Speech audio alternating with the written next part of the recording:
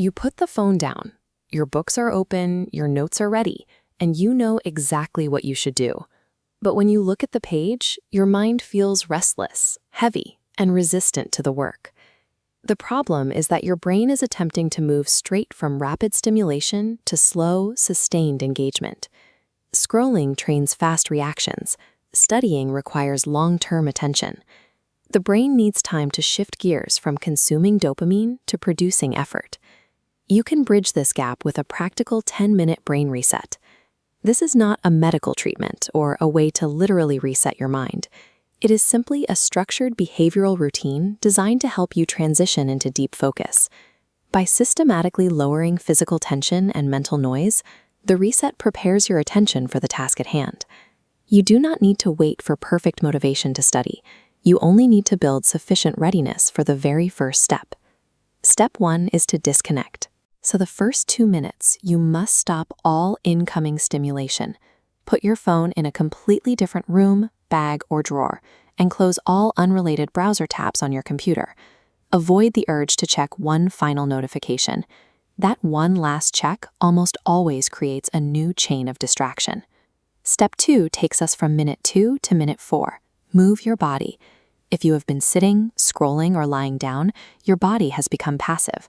Stand up, walk around the room, roll your shoulders, or simply walk to fill a glass of water. Keep this movement moderate. You should not be sweating or exhausted. This light activity acts as a physical signal to your brain that the previous passive activity is over and a new one is beginning. In just 4 minutes, you have stripped away external digital noise and broken your passive posture. Your attention is now anchored back in your immediate physical environment.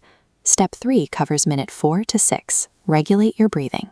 Inhale gently through your nose for 4 seconds and exhale slowly for 6 seconds. This slightly longer exhale physically lowers tension and anxiety.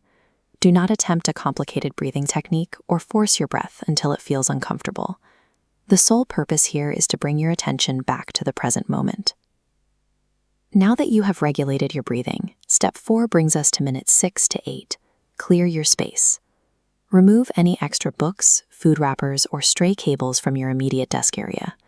Keep only the items required for the next task. Confine this clearing strictly to your workspace.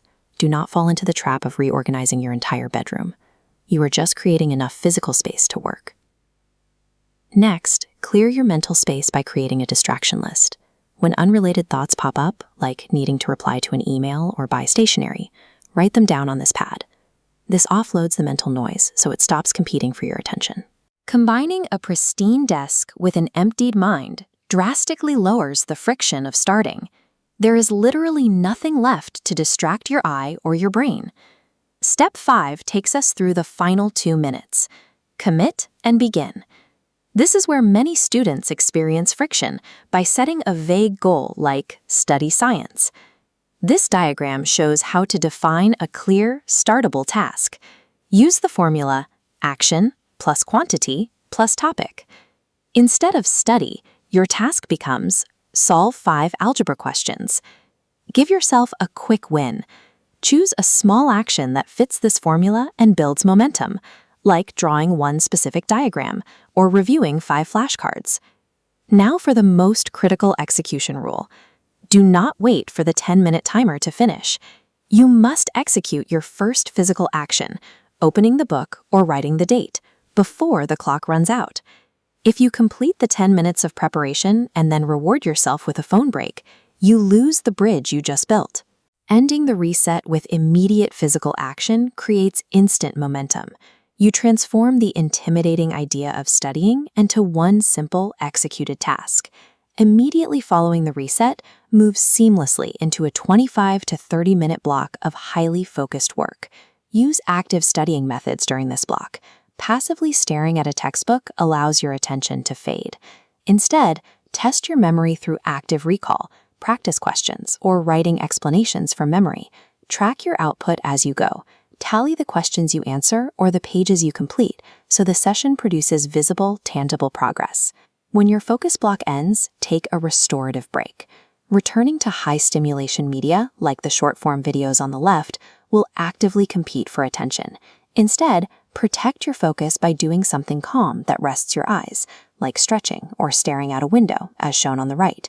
Disconnect, move, breathe, clear, commit, begin. Reliable focus is not an inherited personality trait. It is a process of structured preparation.